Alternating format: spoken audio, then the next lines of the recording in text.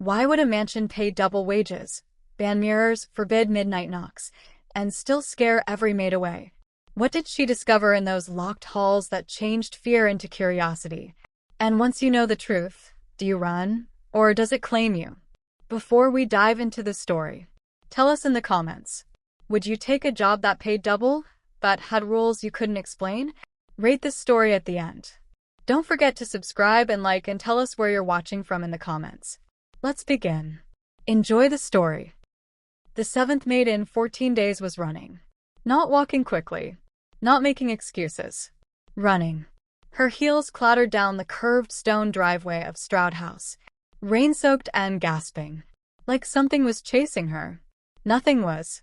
Miss Chen has resigned effective immediately, the head housekeeper said into her phone, her voice flat with practice. She didn't sound surprised. No one ever was. Inside the mansion, behind floor-to-ceiling windows that cost more than most people's homes, Eric Stroud stood perfectly still. He didn't move to the window, didn't check his watch, didn't call after her. He just stood there in the shadows of the main hall, hands in the pockets of a charcoal suit that looked like it had been tailored in another century, and watched the rain fall. 7, he said quietly. His voice had no emotion, just fact. That's 7 this month, sir, confirmed Mrs. Calloway, the only staff member who'd lasted more than a year. She was 73, partially deaf, and worked strictly daylight hours. The agency says they're running out of candidates willing to try. Eric turned from the window. His face was angular, pale, too symmetrical to be accidental. The kind of face that looked like it had been carved instead of born. Then stop using the agency. Sir, post it publicly. Double the rate. Someone will come. Mrs. Calloway hesitated. In all her years working for Eric Stroud, she had never once asked him why the maids left. She had theories, of course.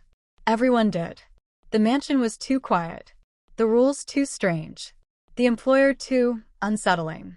But theories were safer than questions. I'll post it tonight, she said.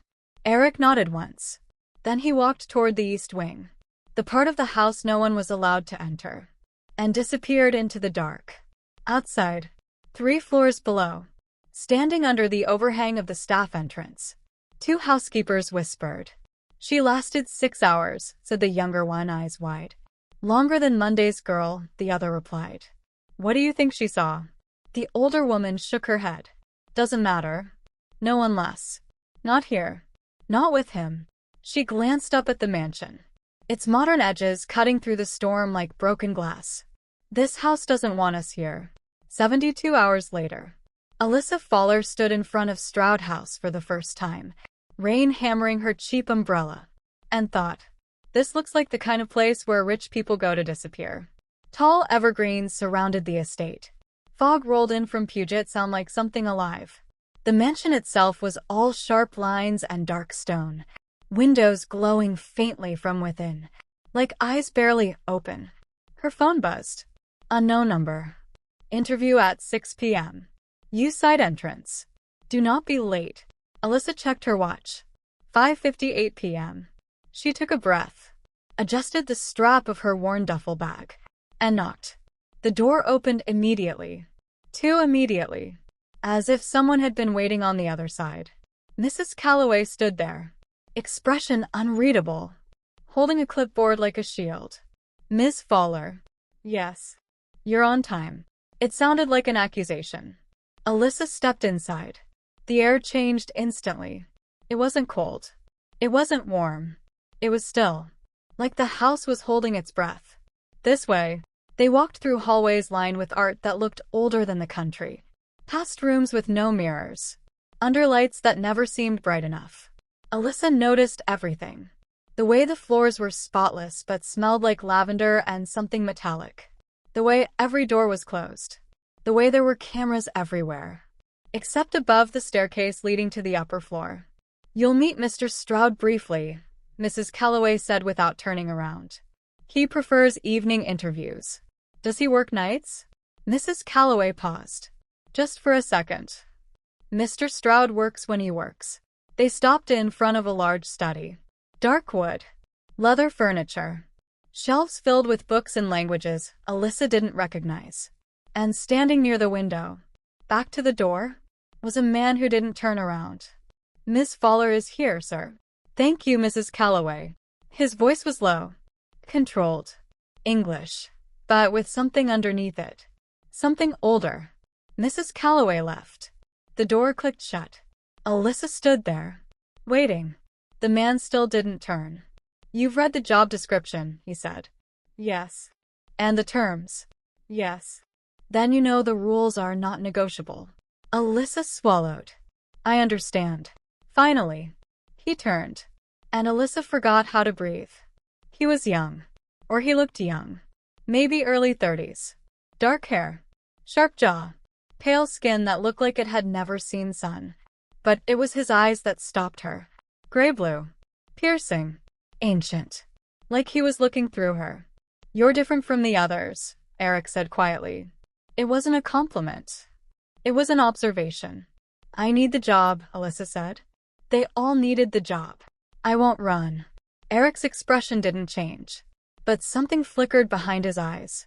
Curiosity. Maybe. "We'll see." He handed her a single sheet of paper. Stroud House Employment Contract. Rules. 1. Never enter the East Wing. 2. Never knock after midnight. 3. Never wear perfume or scented lotion. 4. Never bring food to the upper floors. 5. Never open the curtains in the main bedroom. 6. Never ask about previous staff. Alyssa read it twice. "If you hear glass break at night," Eric added. Voice quieter now. "Don't come looking." "Why not?" His jaw tightened. "Because I'm asking you not to." Silence stretched between them. Finally, Alyssa folded the paper. "When do I start?" Eric stared at her. For a long moment. Like he was trying to solve something. "Tomorrow. 6 p.m. Not morning." "I don't do mornings." He turned back to the window. Interview over. Alyssa walked to the door. Her hand was on the handle when his voice stopped her. "Miss Fowler." She turned. Eric was still facing the rain. "If you stay longer than a day, you'll wish you hadn't." Alyssa's heart pounded, but her voice stayed steady. "I've survived worse than a strange boss." She left. Outside, under the storm, Alyssa stood on the driveway and looked back at the mansion. Lightning cracked the sky behind it. And for just a second, she saw him, standing in the upstairs window, perfectly still, watching her, not blinking, not moving, just watching. Alyssa pulled her jacket tighter. What kind of man hires someone at night? What kind of house feels like it's alive? She didn't know yet, but she would. What Alyssa didn't know, what no one except Mrs. Calloway suspected, was that Eric Stroud had been conducting these interviews for decades. Not years. Decades. And every single person who walked into that house felt the same thing Alyssa just had. The suffocating certainty that they were being evaluated, not as an employee, but as prey. Alyssa's first full day at Stroud House began at sunset. Not dawn. Sunset. Mrs. Calloway had been very specific about that during the morning phone call. 6 p.m. sharp, Ms. Fowler. Mr. Stroud prefers the household active during evening hours. Alyssa had wanted to ask why. She didn't. Questions felt dangerous here. Now, standing in the service hallway while golden light bled through the western windows, she understood something the job posting hadn't mentioned. This entire house ran backward. The kitchen staff arrived at 4. Cleaning happened after 5. By the time most people were having dinner, Stroud House was just waking up. "You'll cover the main floor tonight," Mrs. Calloway said, handing her a supply cart. "Library, sitting room, main hall." The usual. "What about upstairs?" The older woman's expression tightened. "Mr. Stroud handles his own floors." "All of them." "All of them." Mrs. Calloway walked away before Alyssa could ask anything else. The first strange thing Alyssa noticed was the dining room. It was set for 1. Fine china, crystal glassware, silverware polished to a mirror finish. A single place setting at the head of a table built for 12. She stood in the doorway, watching dust particles float through the last rays of sunlight. No one had eaten here. Maybe not ever. The plate was decorative. The glass had no water rings. The napkin was folded with the kind of precision that came from repetition, not use. He doesn't eat. Alyssa spun around. A young man stood behind her. Early 20s. Thin. Nervous energy radiating off him like heat. I'm Owen, he said. Night groundskeeper. Alyssa. I know. You're the one who stayed. He said it like she'd done something reckless. Is that unusual? Owen laughed. It wasn't a happy sound. Last girl quit before her first shift ended. One before that made it to midnight and called an Uber. Didn't even ask for her paycheck. Why? Owen glanced toward the hallway. Lowered his voice. You'll see. He left. And Alyssa was alone again in a dining room that smelled like furniture polish and something faintly metallic. The second strange thing was the pantry. It was fully stocked. Fresh fruit. Bread. Vegetables still dewy from the market. Expensive cuts of meat in the refrigerator.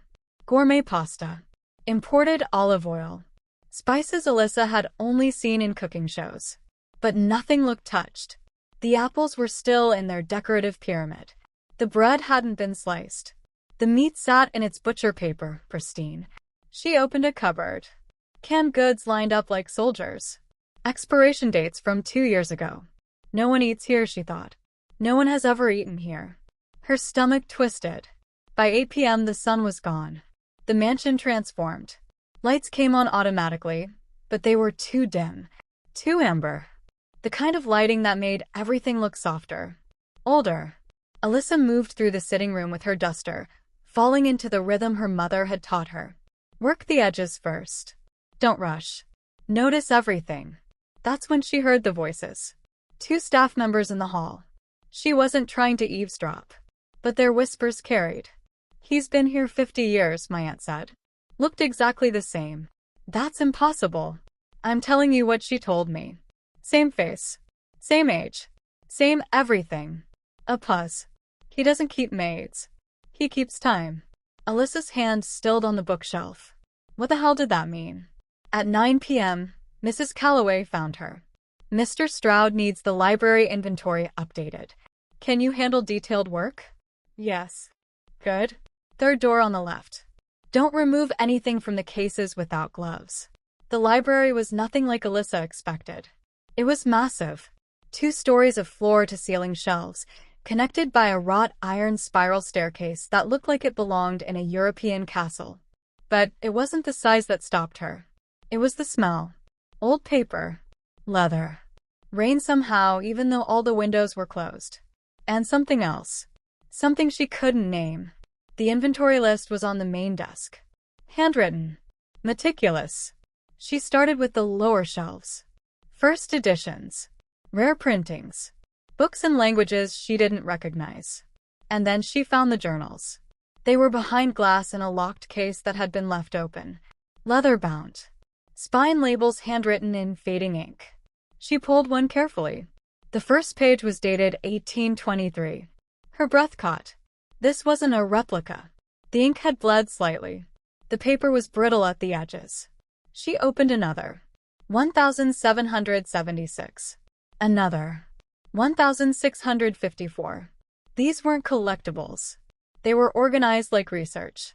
Notes in the margins. Cross-references. Dates circled. Someone had been keeping records. 4 centuries. That parchment can't be exposed to humidity. Alyssa gasped and spun around. Eric stood 3 feet away. She hadn't heard him enter. Hadn't heard footsteps. Door. Breathing. Nothing. He was just there. Wearing a dark sweater and slacks. Hands in his pockets. Expression unreadable. Close the case, he said quietly. Not angry. Not cold. Just factual. Alyssa's hands shook as she carefully returned the journal and shut the glass door. I'm sorry. Mrs. Calloway said to inventory and... She should have mentioned the humidity sensors. Eric stepped forward. Pressed something on the case frame. A soft hiss of air. Climate control. These documents are older than this country, he continued. Moisture ruins them in hours. I didn't know. Now you do. He didn't walk away. Just stood there, studying her. You're more careful than the others, he said. It wasn't a compliment. Just an observation. I worked archive preservation, Alyssa said. At the hotel. Before. Something shifted in his expression. Interest, maybe. Then you understand why precision matters. Yes. Eric nodded once. Then he moved to the desk and adjusted the lamp angle slightly. The light was reflecting off the glass. You wouldn't have been able to read the spines clearly. He didn't scold her for working in bad lighting. He just fixed it. Alyssa stared at him. This man who fired people for being 7 minutes late to the bathroom. This man whose house felt like a mausoleum. He hadn't punished her mistake. He'd prevented the next one. Thank you, she said quietly. Eric looked at her. Really looked. And for a second, she saw something flicker behind those gray-blue eyes. Something human. Finished by 11, he said. Then he was gone. Like he'd never been there at all. Alyssa exhaled. Her hands were still shaking. She went back to work. By 10:30, she'd cataloged 3 shelves. Her neck ached. Her eyes were tired. She reached for a decorative vase on the corner table to move it out of the way. Thunder cracked outside. So sudden. So loud. The vase slipped. Alyssa lunged for it. Missed. It hit the floor and exploded into a dozen pieces. She cursed under her breath and knelt down, reaching for the shards. One sliced her fingertip. Not deep. Just a quick sting and a thin line of red. She pressed her thumb against it. Stood up. And froze. Eric was standing in the doorway. He hadn't been there 2 seconds ago. The hallway had been empty. She'd looked. But now he was there. Perfectly still. Staring at her hand. At the blood. His expression changed. Eyes darkening from gray to something deeper. His jaw clenched. Hands curling into fists at his sides. He didn't move toward her. He moved back. Like she was dangerous. Leave, he said.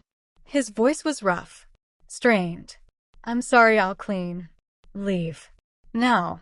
It wasn't anger. It was desperation. Alyssa grabbed her supply kit and walked quickly toward the door. She had to pass him. He turned his face away. Pressed himself against the doorframe like he couldn't risk being close. She could hear his breathing. Fast. Uneven. Like he was fighting something. Alyssa didn't run. But she didn't look back either. She made it to the service hall before her hands started shaking again. Behind her, in the library, she heard glass shatter. And a sound that might have been a man's voice. Or a growl. She couldn't tell. Alyssa didn't sleep that night. She sat in her small apartment above a Vietnamese restaurant in Capitol Hill, replaying the moment over and over. The way Eric had looked at her bleeding finger. Not with concern. With hunger. No. That wasn't right. Hunger was too simple. It had been need and terror wrapped together. Like a man dying of thirst staring at water he wasn't allowed to touch. She wrapped the cut with a band-aid. Checked her phone. No messages. No termination notice. She expected one. By morning, still nothing. By noon, her phone finally rang. Mrs. Calloway. Miss Fowler.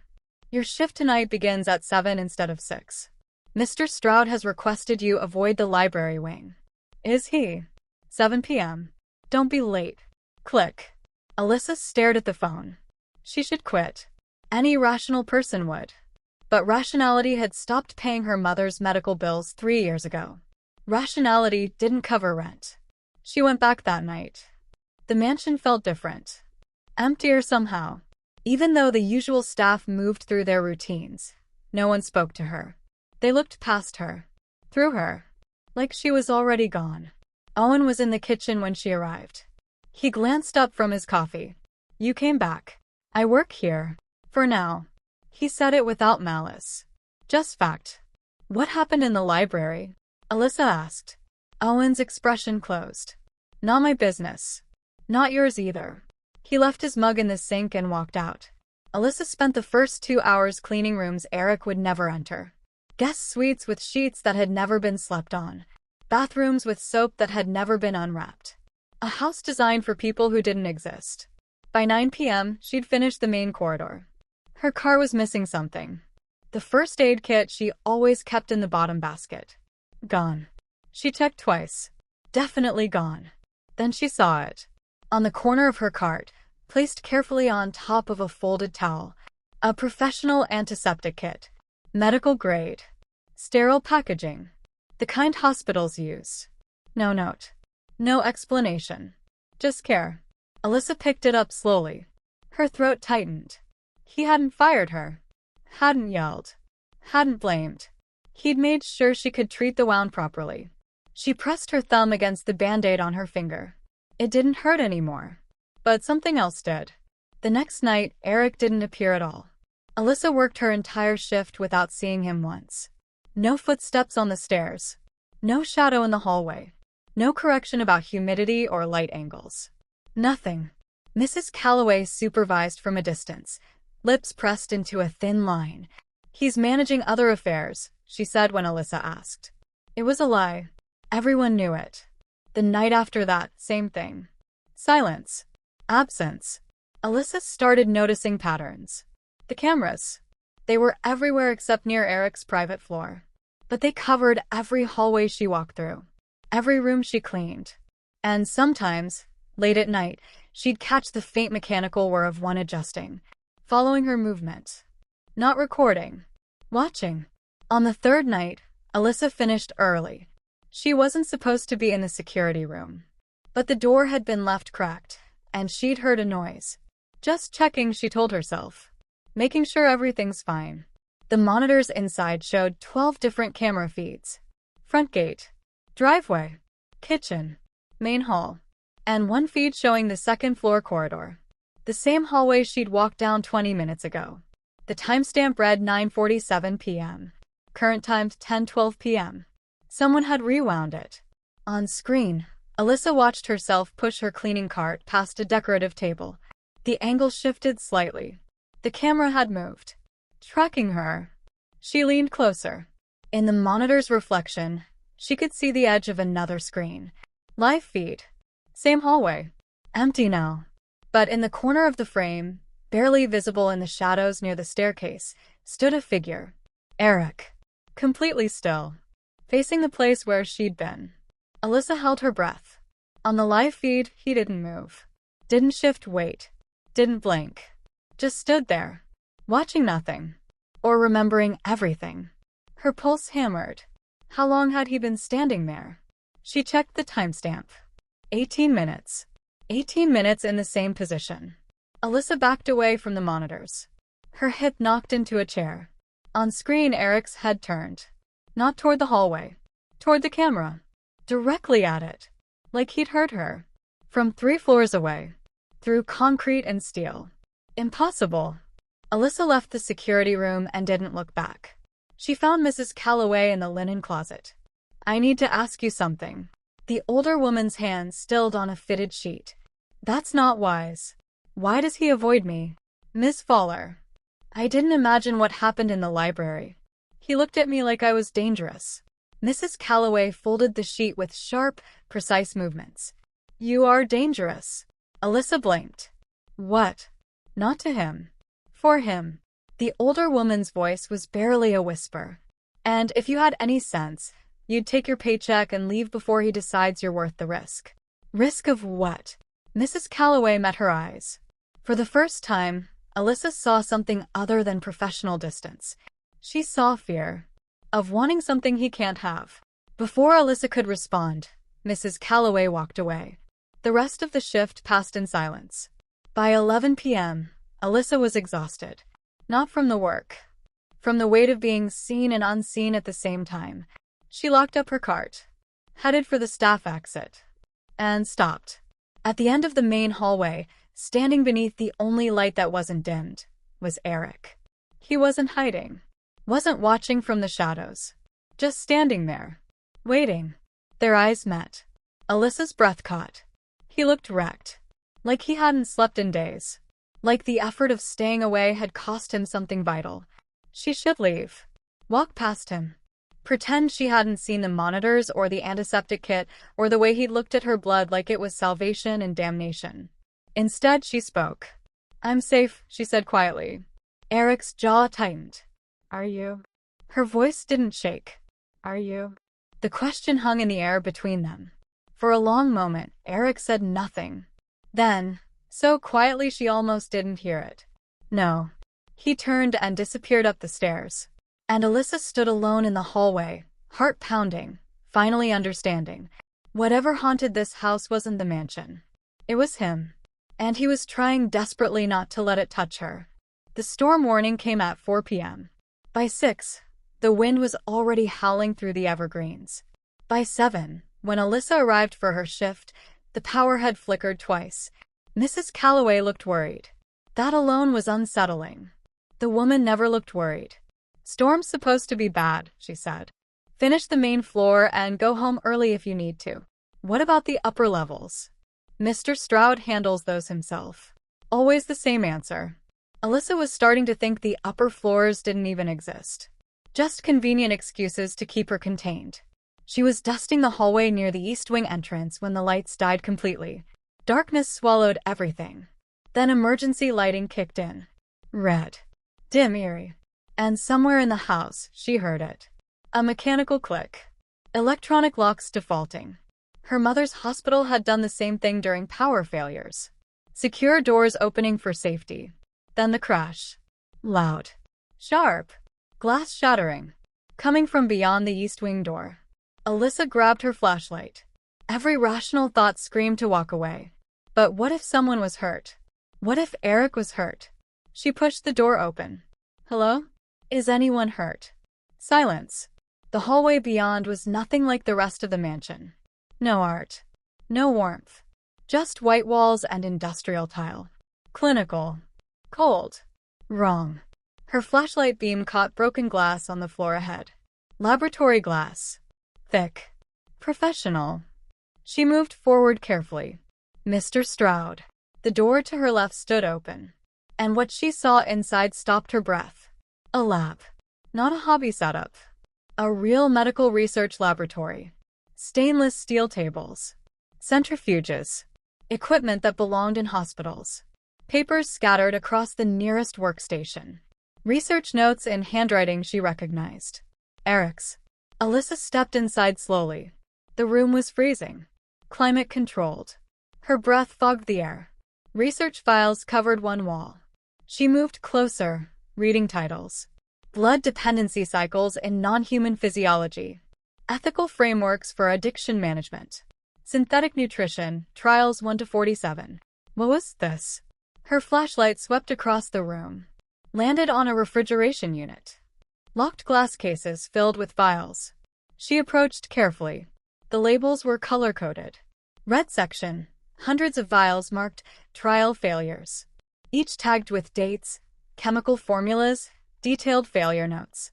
Insufficient nutritional analog. Adverse psychological response. Subject rejection. Craving override. Yellow section. Experimental testing phase. Green section. Only 3 vials. Successful formula, limited duration. Someone had been trying to solve something. 4 years. Decades, judging by the dates. Then she saw the board. Cork. Massive. Covering the entire back wall. Not research notes. Principles. Written like commandments. Ethical protocol. Non-negotiable. 1. Consent matters. Always. 2. Harm reduction over elimination. 3. No human used as resource without full knowledge. 4. Dependency is the enemy, not the need. 5. Accountability through action, not guilt. Beneath the principles articles. Medical journals. Ethics papers. Photographs of people with notes attached. 8 months stable. Synthetic support. Relapse. Isolation factor. Success. Community model. This wasn't a torture chamber. It was a mission. You shouldn't see this. Alyssa spun around. Eric stood in the doorway. Not angry. Not threatening. Just devastated. Like she'd found something he'd been hiding for centuries. The door was open, Alyssa said. I heard the crash. I thought. I know what you thought. What is this place? Eric didn't move from the threshold. Like entering would make it more real. Research, he said quietly. Into what? He closed his eyes. Alternatives. To what? Silence stretched. Finally, Eric opened his eyes. To feeding. To dependency. To being what I am. Alyssa's heart pounded. I don't understand. Yes, you do. And she did. All the pieces clicking together. The schedule. The isolation. The way he looked at her bleeding finger. "You're trying to stop," she said slowly. "I stopped 50 years ago. This is..." He gestured to the lab, trying to make it sustainable. Alyssa looked at the vials again. At decades of failures. At the 3 small successes. Does it work? Sometimes. Not well enough. Not long enough. He finally stepped into the room. Moved to the board. Touched one of the failure tags gently. "I've spent 70 years on this. Every breakthrough leads to 10 new problems." "Why?" Alyssa asked. "Why not just..." She couldn't finish. "Feed from humans?" Eric's voice hardened. "Because it's not just feeding. It's dependency. Psychological. Emotional. The more you take, the more you need. And consent erodes so gradually you don't notice until it's gone." He turned to face her. "I've seen what it does. What we become. Predators justifying harm as nature. So you stopped completely." "I stopped taking from anyone who couldn't truly consent. And I started looking for another way." Alyssa stared at him. At this man who'd isolated himself for decades. Who'd built a laboratory instead of feeding. Who'd turned discipline into a life's work. "The rules in the house," she said quietly. "They're not about control. They're about prevention. You're protecting people from yourself." "Yes. Even me." His expression cracked. "Especially you." The confession hung between them. Alyssa moved closer. "Then don't hide it like a crime." Eric's breath caught. "What?" "This." She gestured to the lab. "The research. The ethics. The trying. Don't hide it like something shameful. It's not enough. It's more than most people would do. It's survival. Not virtue. It's both." Eric stared at her. Like he couldn't quite process what she was saying. "You should leave," he said finally. "I'll pay you for the full year. Give you references. You can." "Why are you trying to make me leave?" "Because staying means knowing. And knowing means danger." "I already know." "Not everything." Alyssa stepped closer. "Then tell me." "Everything." Eric's hands shook. He looked at the research. At 70 years of work. At the evidence of everything he'd been fighting. "If you stay," he said carefully, "you can't unknow this. Can't unsee it. Your life changes. My life already changed the moment I walked into this house." "Alyssa, I'm choosing to stay. Stop trying to protect me by making my choices for me." The words hit him visibly. He turned away, gripped the edge of the lab table. "I could hurt you." "You won't." "How do you know?" She gestured to the board. "To the principles. To decades of discipline. Because you've spent 70 years making sure you don't." Eric's shoulders sagged. "I'm not what you think I am. I think you're someone trying to be better. That's more than most." He laughed. "Broken. Raw. You don't understand what I am. Then help me understand." Eric turned. Met her eyes. And she saw it. The truth he'd been hiding. The thing that explained everything. "Alyssa," he said quietly. "I'm not human." The words settled into the cold air. Final. True. Terrifying. And somehow Alyssa wasn't surprised. She'd known. On some level. Since the moment he'd appeared too fast. Stood too still. Looked at her blood like salvation and damnation. "I know," she whispered. Eric's expression shattered.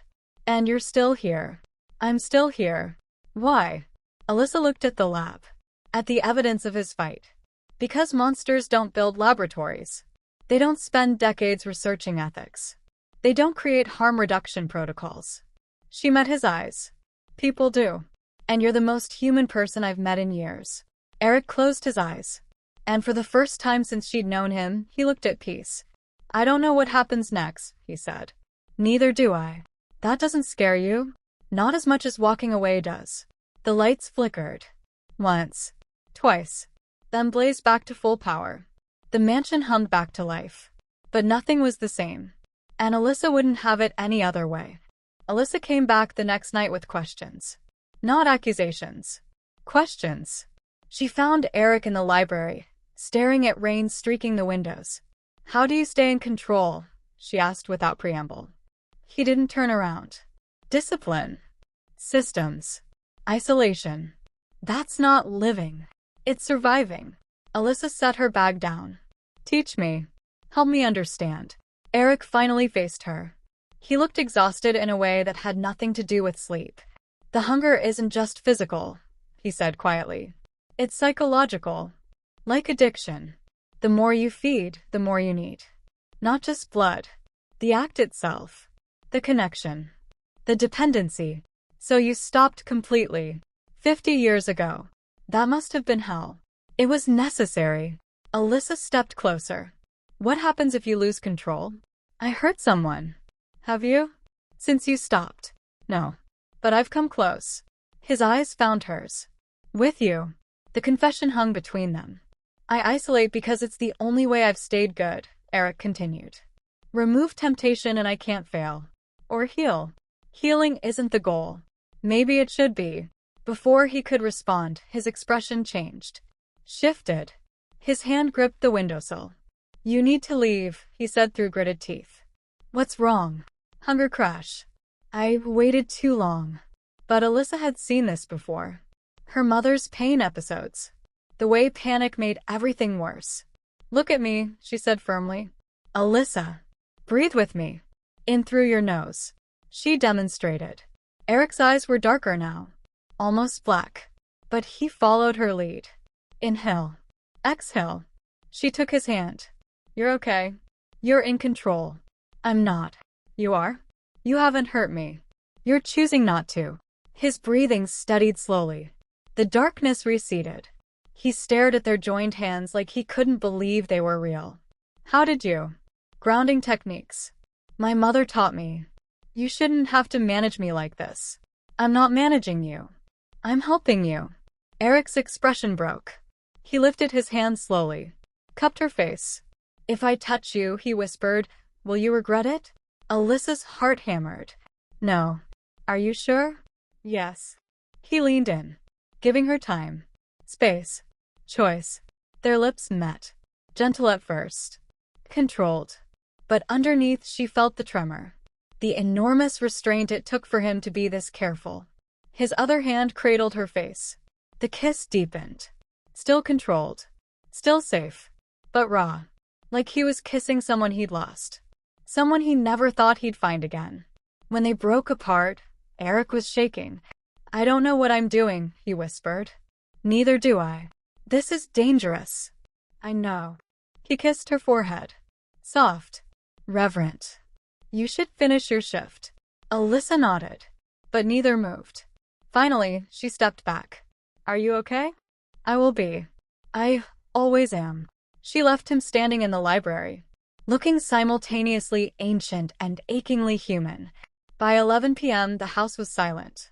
Alyssa was putting away supplies when she noticed the study door open, light spilling through. She approached slowly. The room was empty, but the desk lamp was on, and the locked drawer sat open. Inside was a single photograph. Victorian era. Sepia-toned. A wedding portrait. The groom was unmistakably Eric.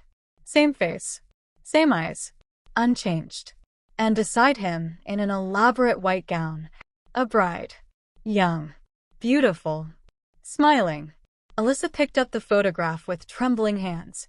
The bride's face was hers. Not similar. Identical. Same bone structure. Same eyes. Same mouth. The only difference was the vintage hairstyle. She flipped it over. Faded handwriting. Eric and Eloan. June 12, 1816. 208 years ago. Floorboards creaked behind her. Eric stood in the doorway. Devastation written across his face. You weren't supposed to find that, he whispered. Alyssa's voice broke. Who is she? My wife. Eloan. She died the night I was turned. She has my face. Yes. How? I don't know. Tears spilled down her cheeks. Am I just a replacement? Eric crossed the room in 3 strides. No. Eloan was gentle and soft. You're fierce and real. You're not her. You're you. His voice cracked. And that's why this terrifies me. Why? Because I'm falling for you. Not her memory. You. Alyssa stared at him. At this impossible man. This broken, trying, honest man. I need time, she said. I understand. I'm not saying no. I'm just overwhelmed. Yes. She walked to the door. Stopped. Did you leave the drawer open on purpose? His silence answered. Why? Because you deserve to know. And I was too much of a coward to tell you myself. Alyssa looked back at the photograph. At the ghost wearing her face. I'm not her. I know. Good. She left. Drove home through rain that felt like the world resetting. Her phone buzzed. Unknown number. I'm not sorry for caring about you. Take your time. I'll be here. E. Alyssa looked back at the mansion. At the window where his shadow stood. She lifted her hand. A small wave. Not goodbye. Acknowledgement. The shadow waved back. Then stepped away, giving her space. Alyssa sat in her car. Heart pounding. Mind reeling. Nothing would ever be simple again. But simple had never saved her. Real had. And Eric was the most real thing she'd found in years. The question was whether she was brave enough to choose him. Carrying the face of a ghost. Loving a man who wasn't supposed to exist. Time would tell. But for now, she didn't feel alone. She felt seen. Completely. Impossibly. Terrifyingly seen. And that was worth more than safety ever could be. Alyssa didn't sleep. She sat in her apartment staring at her reflection in the bathroom mirror, trying to see what Eric saw. A ghost. A memory. Someone else's face. By dawn, she'd made a decision. She needed answers. Real ones. Not the careful half-truths he'd offered in the study. She arrived at Stroud House at noon. Daylight. When he couldn't hide in shadows. Mrs. Calloway looked surprised to see her. Your shift doesn't start until... I need to speak with Mr. Stroud. The older woman's expression shifted. Understanding, maybe. Or pity. He's in his private quarters. He won't come down until... Then I'll wait. Alyssa sat in the main hall for 6 hours. Watching sunlight crawl across marble floors. Watching it fade. Watching darkness reclaim the house. At 6:15, she heard footsteps on the stairs. Eric appeared. He stopped when he saw her. You're early. I want to see it, Alyssa said. The photograph. Everything. His jaw tightened. Alyssa. No more secrets. No more carefully timed revelations. I want the whole truth. Eric studied her for a long moment. Then nodded. Come with me. He led her to the study. Opened the locked drawer fully this time. Inside were dozens of photographs. Olive alone. Wedding portrait. Garden photograph. Standing beside a fountain. Laughing at something off camera. Every image showed the same face. Alyssa's face. Different eras. Different clothes. Same bone structure. Same smile. How long have you known? Alyssa whispered. That you look like her? Eric's voice was hollow. The moment you walked through the door. And you hired me anyway. I hired you because you needed the job. Because you were competent. Because he stopped. Because I'm selfish.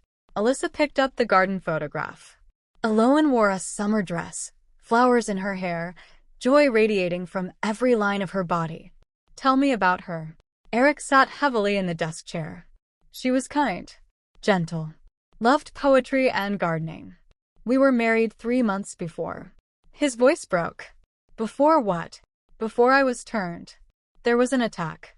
I tried to protect her. Failed. She died. I didn't. The grief in his voice was 2 centuries old and fresh as yesterday. I'm sorry, Alyssa said. I buried her. Spent decades trying to die myself. When that didn't work, I tried to forget. He gestured to the photographs. But I kept these. Like an idiot. Like keeping the wound open would somehow honor her memory. Alyssa set down the photograph. Am I just her replacement? No. How can you be sure? Eric stood. Crossed to her. Because Aloan never challenged me. Never questioned. Never looked at me like I was something worth saving instead of something to fear. His hands shook. You're nothing like her. Except your face. And that terrifies me. Why? Because I don't know if I'm falling for you or falling for the ghost of what I lost. The honesty gutted her. Alyssa stepped back. I can't be her. I don't want you to be. But you see her when you look at me. Eric's silence was answer enough. I need space, Alyssa said. Time to figure out if this is real or if I'm just playing a role in your tragedy. Pain flashed across his face, but he nodded. I understand. Do you? You deserve to be loved as yourself, not as an echo. His voice was steady despite the devastation in his eyes. Take all the time you need. Your job is secure. Your safety is guaranteed. I won't pursue this if you decide. Don't. Don't what? Don't make it easy for me to leave. Eric's expression cracked. What do you want from me? The truth. Are you in love with me or with her memory? I don't know. The admission broke something between them. Alyssa grabbed her bag. When you figure it out, let me know. She was halfway to the door when the doorbell rang. Formal. Echoing through the mansion. Mrs. Calloway appeared from the kitchen, frowning. We're not expecting anyone. The bell rang again. Insistent this time. Eric's entire body went rigid. No. What? Alyssa asked. They wouldn't. Not now. Who? The door opened before Mrs. Calloway could reach it. Not forced. Just opened. Like whoever was outside had a key. Two figures stepped into the entrance hall. A man and a woman. Both impossibly beautiful. Both radiating the same unnatural stillness Eric had. The man wore a tailored charcoal suit, silver threading his dark hair, eyes like winter ice. The woman was elegant in a way that felt weaponized. Black dress, sharp smile, predatory grace. Eric, the man said. His voice was smooth. Cultured. Dangerous. It's been too long. Eric moved in front of Alyssa. Protective. Rowan. Sabine. You weren't invited. The woman Sabine laughed. Since when do family need invitations? Her gaze slid past Eric. Landed on Alyssa. Something flickered in her expression. Recognition. Hunger. Amusement. Oh, Sabine said softly. You didn't tell us you'd found her again. Eric's hands curled into fists. Leave. Now. Rowan stepped further into the hall. Assessing. Calculating. We've come a long way, brother. Surely you can offer hospitality. I can't offer you the door. Still so hostile. Rowan's smile didn't reach his eyes. Even when we're here to help. I don't need your help. The Dust Court disagrees. The name hit Eric visibly. Alyssa saw his jaw tighten. Saw the calculation behind his eyes. What do they want? Eric asked quietly. What they've always wanted. Compliance. Or removal. Sabine circled closer to Alyssa. Eric moved with her, maintaining the barrier. She's human, Sabine observed. How delightfully reckless of you. She's none of your concern. Oh, but she is. When our brother starts making decisions based on sentiment instead of strategy, it becomes all our concern. Rowan's voice cut through the tension. The court meets in 3 days. They're calling for a vote. Your leadership. Your territory. Your methods. He paused. Everything is on the table. Eric's expression went cold. And you're here to ensure I comply. We're here to remind you what's at stake. Sabine smiled at Alyssa. Lovely to meet you, dear. I do hope you're worth what this is going to cost him. Before Alyssa could respond, Eric's voice cut like a blade. Get out of my house. Rowan and Sabine exchanged glances. Some silent sibling communication. Then Rowan nodded. 3 days, Eric. The court expects you. With answers. They left as smoothly as they'd arrived. The door closed. Silence crashed down. Alyssa's heart hammered. What was that? Eric didn't turn around. My past. Coming to collect. Who are they? My siblings. And the beginning of the end. He finally faced her. His expression was devastation and determination tangled together. You should leave Seattle. Tonight. I'll arrange everything. What? No.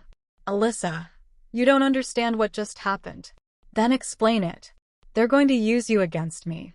And I can't. His voice broke. I won't let you become collateral damage in a war you didn't choose. Alyssa stared at him. At this man offering her escape. Offering her safety. Even as it destroyed him. What if I choose to stay? Eric closed his eyes. Then God help us both. Outside, thunder rumbled. And Alyssa knew everything had just changed. Rowan and Sabine didn't leave. They settled into the sitting room like they owned it. Which, Alyssa supposed, they partially did. Family had a way of claiming territory without permission. Eric stood in the doorway, a living barrier between them and Alyssa. "You have 5 minutes," he said.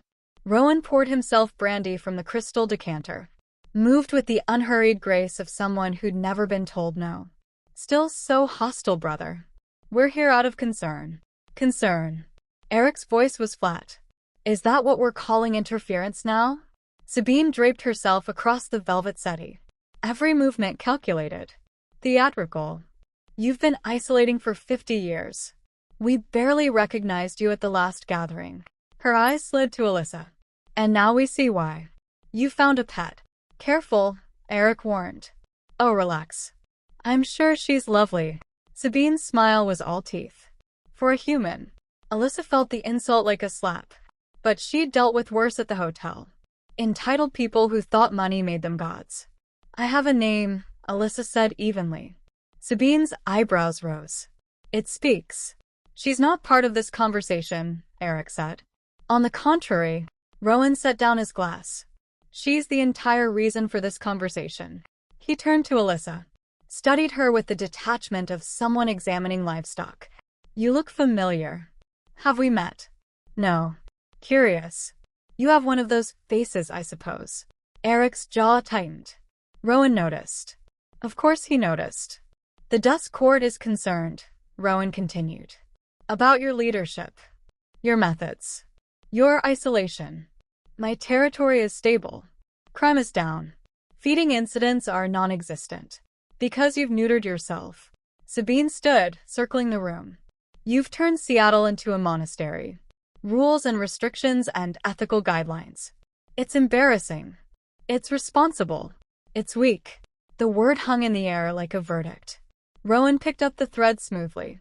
"The court believes compassion has made you soft, Eric. And soft leaders don't survive challenges." "Is that a threat?" "It's an observation." Sabine moved closer to Alyssa.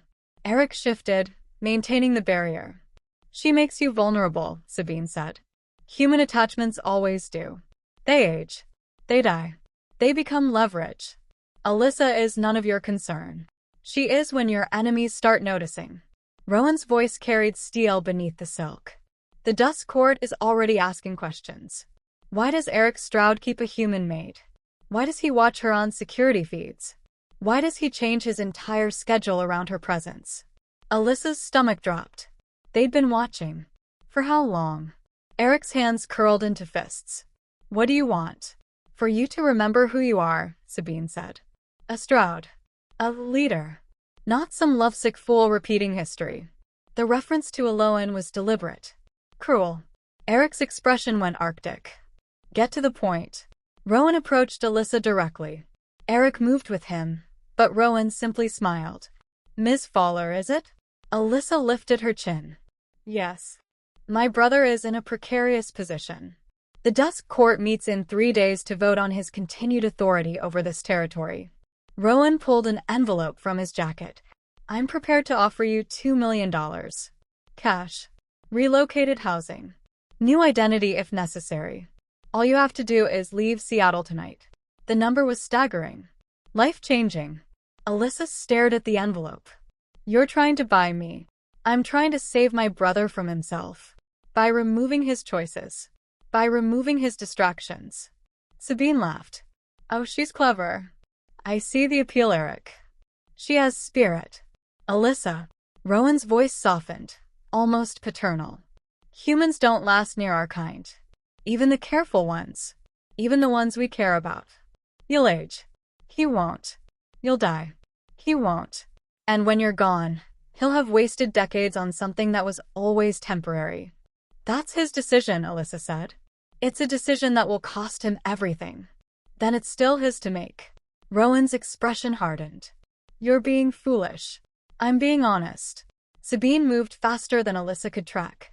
Suddenly beside her, too close, breath cool against her ear. "Humans break so easily," she whispered. "Accidents happen. Hearts stop. Bones shatter. And Eric would never forgive himself." "Sabine." Eric's voice was deadly quiet. "Step away from her. Or what? Or I'll remove you myself." The siblings locked eyes.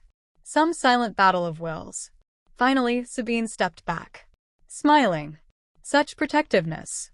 The court will love hearing about this. Eric crossed to Alyssa. Took her hand. The gesture was deliberate. Public. A statement. Alyssa stays because she chooses to stay, he said. Not because I'm holding her here. Not because she's trapped. Because she wants to. Rowan's expression shifted. Disappointment. Maybe pity. Then you're both fools. Probably. The court will use her against you. Let them try. Sabine gathered her coat. This is why sentiment is dangerous, Eric. It makes you predictable. Exploitable. It makes me human. You're not human. None of us are. The sooner you remember that, the better. They moved toward the door. Rowan paused at the threshold. The court meets Thursday midnight. Underground venue, Old Seattle. You know the place. I'll be there. Without her. That's not negotiable. Rowan sighed. Then prepare for consequences. They left. The house exhaled. Alyssa's legs shook. She sat heavily on the settee. Eric knelt in front of her. Are you okay? They just threatened to kill me. I won't let that happen. How can you stop them? I don't know yet. But I will. Alyssa looked at their joined hands. $2 million. I know. That's life-changing money. I know. And you're not even going to ask if I considered it? Eric met her eyes. Did you? For about 3 seconds. Then I remembered I don't respond well to threats. Despite everything, he smiled. You're stubborn. You're difficult. We're a disaster. Probably. He kissed her knuckles. Soft. Brief. Thank you. For what? For not taking the easy way out. Nothing about this is easy. No. But it's real. Before Alyssa could respond, Mrs. Calloway appeared. Her face was pale. Mr. Stroud. This just arrived by courier. She held out a black envelope. Wax seal. Formal. Official. Eric took it with steady hands. Broke the seal. Read silently. His expression went carefully blank. What is it? Alyssa asked. Eric handed her the letter. Heavy cardstock. Calligraphy. Formal challenge notice. The Desk Court formally requests Eric Stroud's presence at tribunal to address concerns regarding territorial management, ethical violations, and compromised judgment.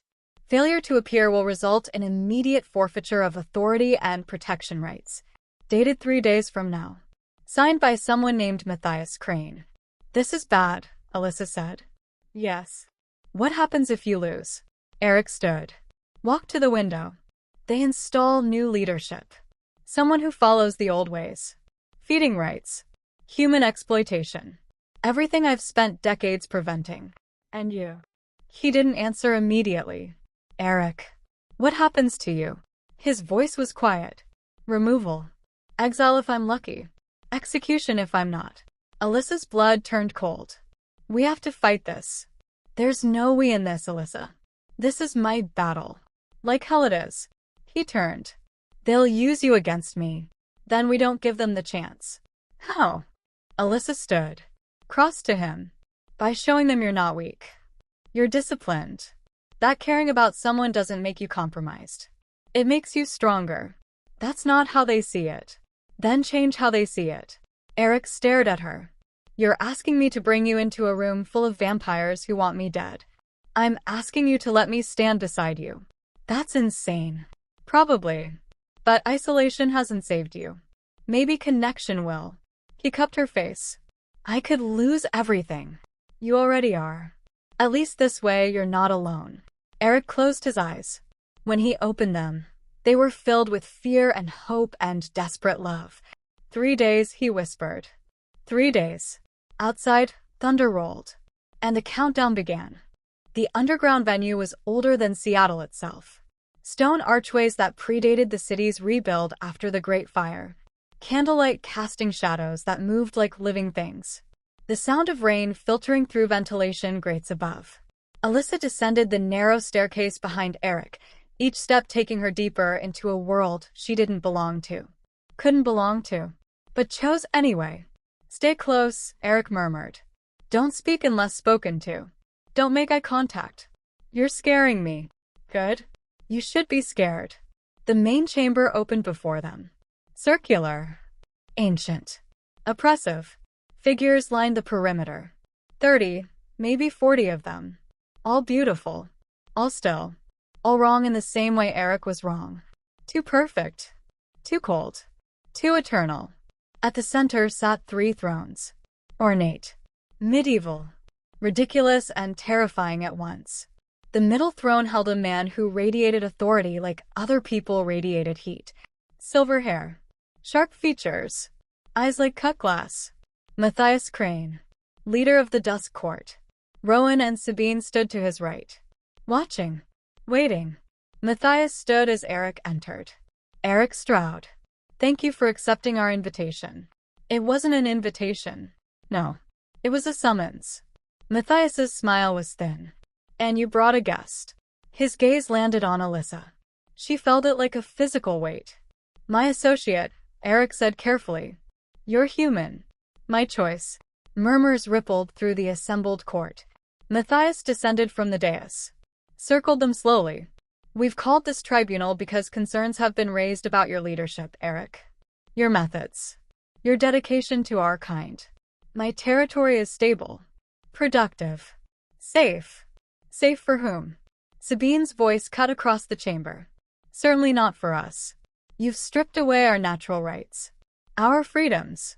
I've implemented harm reduction protocols that benefit everyone. You've implemented human sympathy disguised as policy, Rowan corrected. And it's made you weak. Eric's jaw tightened. But he didn't rise to the bait. Matthias stopped in front of Alyssa. Studied her like a specimen. What's your name, child? Alyssa Fowler. And you work for Mr. Stroud? Yes. Doing what, exactly? Household management. Matthias smiled.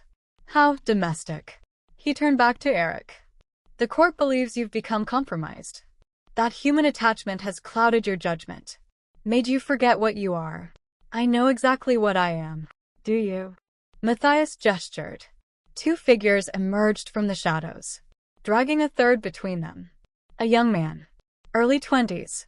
Unconscious but breathing. Alyssa's stomach turned. Prove it, Matthias said. Feed. Here. Now. Show us you haven't forgotten your nature. Eric went absolutely still. No. It's not a request. I don't feed from unwilling humans. He's sedated. He won't know. Won't remember. Where's the harm? In the act itself. In the precedent. In pretending consent doesn't matter. Sabine laughed. You see? He's lost himself completely. Matthias circled closer. Your abstinence is admirable, Eric. Truly. But leadership requires strength. Decisiveness. Not this, he gestured dismissively, this performative morality. It's not performative. It's principle. Principles are luxuries. Power is necessity. The young man stirred. Groaned. Alyssa's hands curled into fists. Let him go, she said. Every head turned. Eric's expression went panicked. Alyssa. Let him go. He didn't consent to this. Matthias's eyebrows rose. The human has opinions. The human has a name. And so does he. Alyssa pointed to the young man. You're using him as a prop. It's disgusting. Silence crashed down. Then Matthias laughed. Oh, Eric. She's delightful. Spirited. I see why you keep her. He snapped his fingers. The guards dragged the young man away. Consider that a courtesy, Matthias said. This time. He returned to his throne. The court's position is simple. You've allowed sentiment to compromise your effectiveness. Your human pet is evidence of that weakness. She's not a pet. Then what is she? Eric hesitated. And in that hesitation, Alyssa saw the trap. If he claimed her, she became a target. If he denied her, he proved their point. She's someone I care about, Eric said finally. And that doesn't make me weak. It makes me accountable. Rowan stepped forward. Then prove it. Show us you can still lead. Still make hard choices. How? Abandon her? No. Publicly. Demonstrate that duty comes before sentiment. Eric's expression went carefully blank. Alyssa's heart hammered. No, Eric said quietly. No. I won't abandon someone under my protection to prove a point. Sabine's voice dripped poison. Then you're admitting she's compromised you. I'm admitting I've evolved beyond using cruelty as proof of strength. Matthias leaned forward. Cruelty? We're asking you to prioritize your people over one human.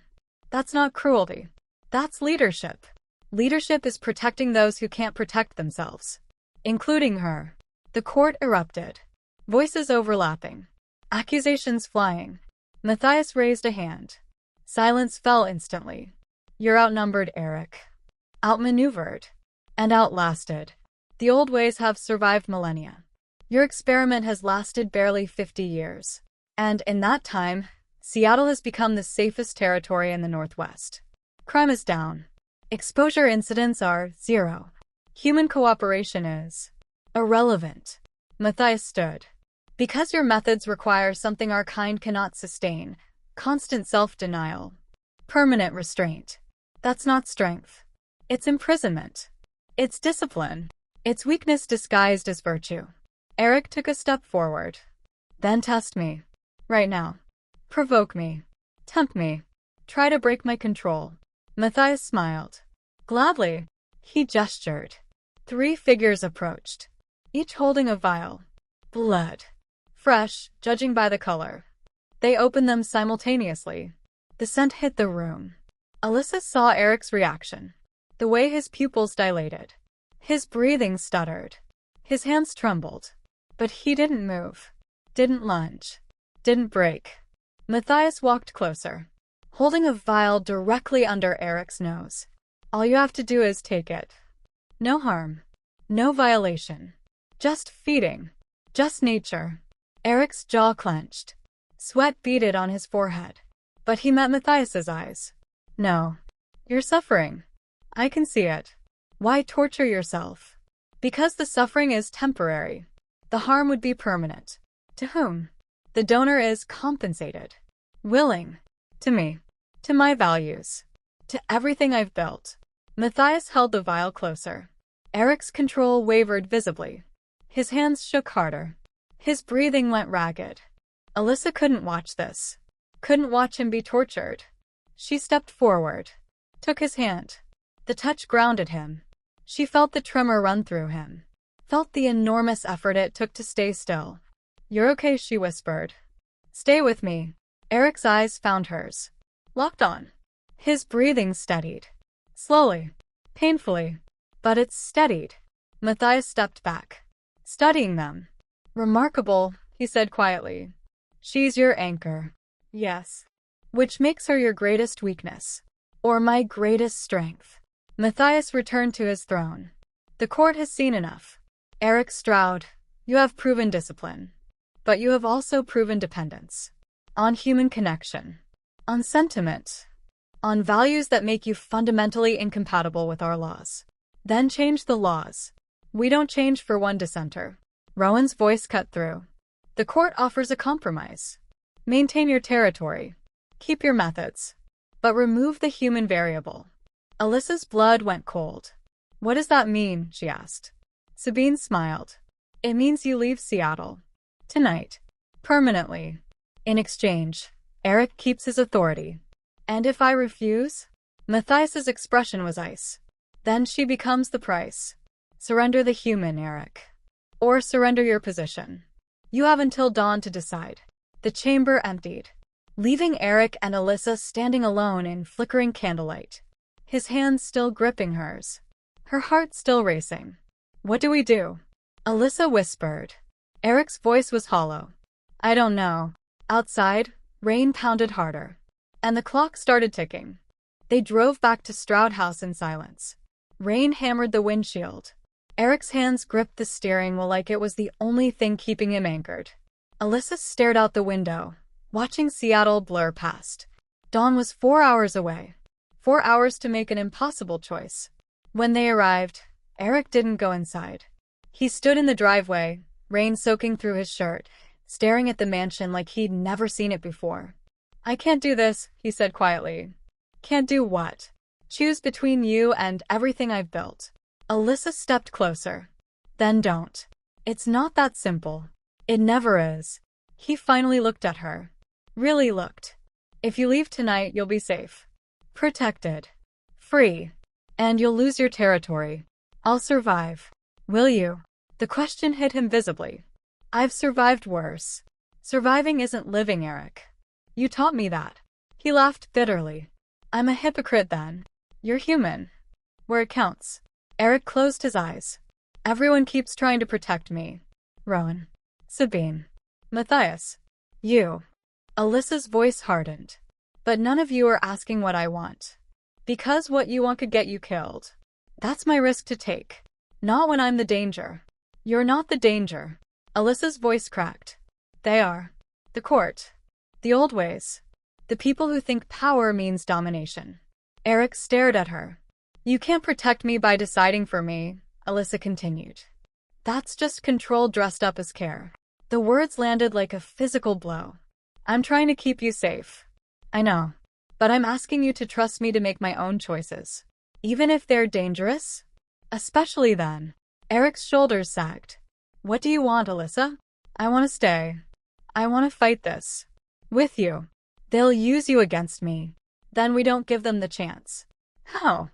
Alyssa took his hand. By showing them there's a third option. Not surrender. Not compliance. Something new. The court doesn't accept new. Then make them. Inside the mansion, they spread documents across the library table. Research files. Ethics protocols. Decades of Eric's work. The witness-keeper doctrine, Alyssa said, reading. What is this? Eric looked up from his notes. An old system. From before the Dusk Court consolidated power. Humans and vampires worked together. Accountability through documentation. Consequences for violations. Why did it end? Because the court decided oversight was weakness. That our kind should govern ourselves without outside interference. Alyssa's mind raced.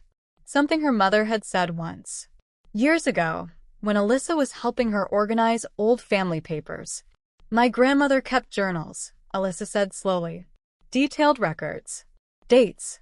Locations. Incidents. She said it was family duty. Bearing witness. Eric went still.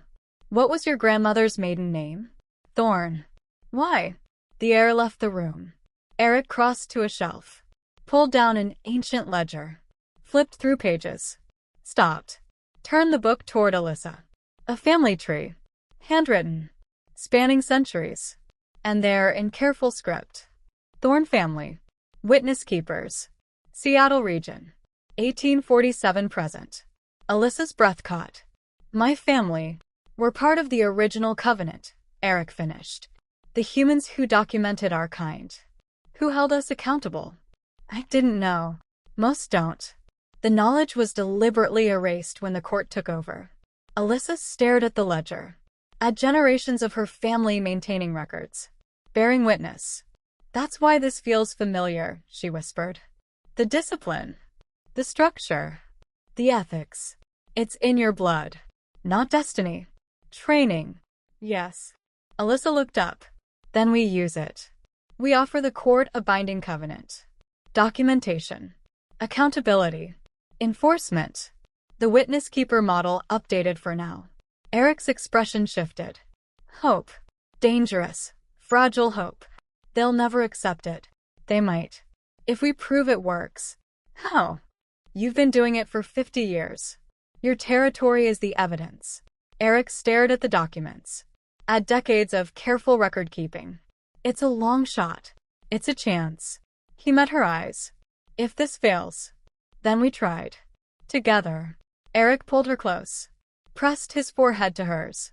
You're either very brave or completely insane. Definitely both.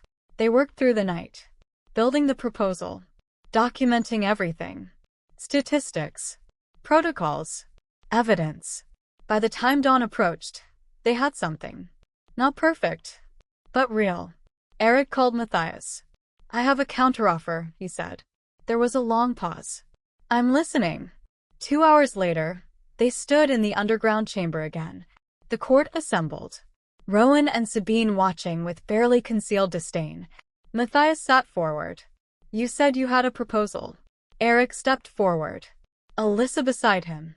Equal. I'm offering a binding covenant, Eric said. The witness-keeper model. Human oversight. Documented accountability. Enforced consequences for violations. Murmurs rippled through the assembly. In exchange, Eric continued, my territory remains autonomous. My methods stay intact.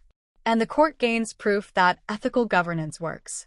You're asking us to submit to human judgment, Rowan said. I'm asking you to accept partnership instead of domination. Sabine laughed. This is ridiculous. But Matthias raised a hand. What enforcement? Alyssa stepped forward. Her heart hammered, but her voice stayed steady. My family were witness keepers for generations. We documented. We reported. We held the line between cooperation and exploitation. She pulled out her grandmother's journal. This is proof. Records spanning a century. Names. Dates. Incidents. All verified. Matthias took the journal. Read silently. His expression was unreadable.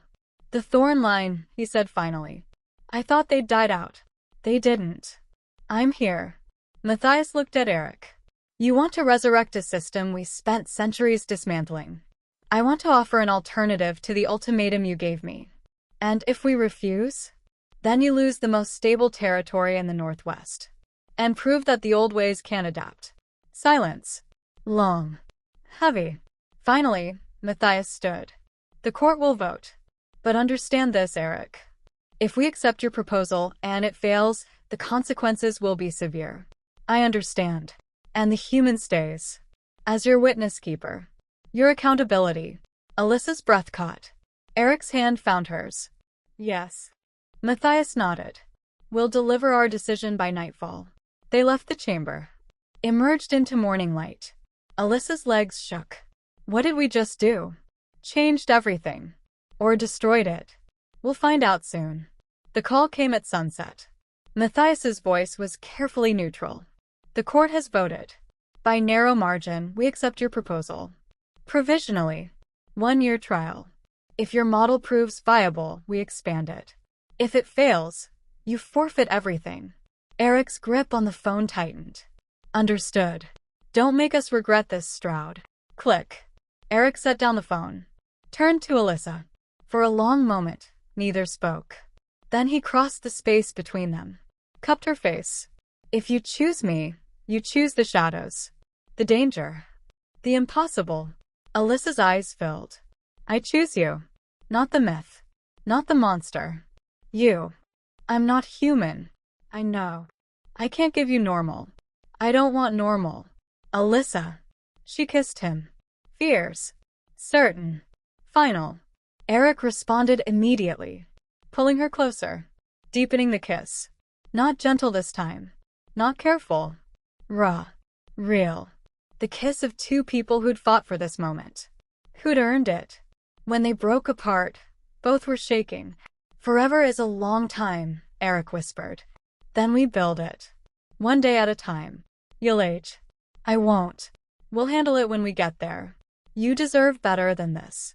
I deserve honesty. Choice. You. She touched his face. That's better than safe ever was. Eric closed his eyes. I love you. The words broke something open. I love you too. They stood there. In the library where everything had started. Where she'd first seen him as more than rumors. Where he'd first let her see him as more than ice. Outside, the sun set fully. The mansion stirred to life. But something had changed. Mrs. Calloway appeared in the doorway. Shall I open the curtains, sir? Eric looked at Alyssa. She nodded. Yes. Open them. Light flooded the room. Real light. The house exhaled. For the first time in 50 years, Stroud House didn't feel like a tomb. It felt like a home. Staff began staying longer, asking questions instead of whispering. The fear that had permeated every corner lifted, replaced by structure, by clarity, by the understanding that discipline and care weren't opposites. Alyssa became the official witness keeper, documenting, reporting, holding the line. Eric continued his work, but not alone anymore. Months passed. The model held. Other territories started asking questions, requesting information. Change was slow, but it was happening. One night, Alyssa found Eric on the balcony, watching the sound. She wrapped her arms around him from behind. What are you thinking? That I don't deserve this. You. Any of it. Good thing it's not about deserving. He turned. Pulled her close. I'm still afraid. Of what? Losing you. Failing you. Becoming the thing I've spent centuries fighting. Then we keep fighting. Together. Eric kissed her temple. Forever is not a bite, he said quietly. It's a life you build. Is that what we're doing? Yes. Good. They stood there. Two impossible people. Building something real. Later, as Alyssa documented the day's events in her ledger, she thought about all the maids who'd run, all the people who'd sensed wrongness and fled. They'd been right to be afraid. But fear wasn't the only option. Sometimes the bravest thing was staying, seeing the monster, and choosing to believe in the man. No maid had lasted a day in Eric Stroud's mansion, because those who stayed weren't maids anymore. They were partners, witnesses, anchors. They were the reason the monster chose to remain a man, and that was worth every shadow, every danger, every impossible tomorrow. Forever. If this story stayed with you, support the channel by subscribing, liking the video, and sharing your thoughts in the comments. More stories are coming soon from the Diaries of Love.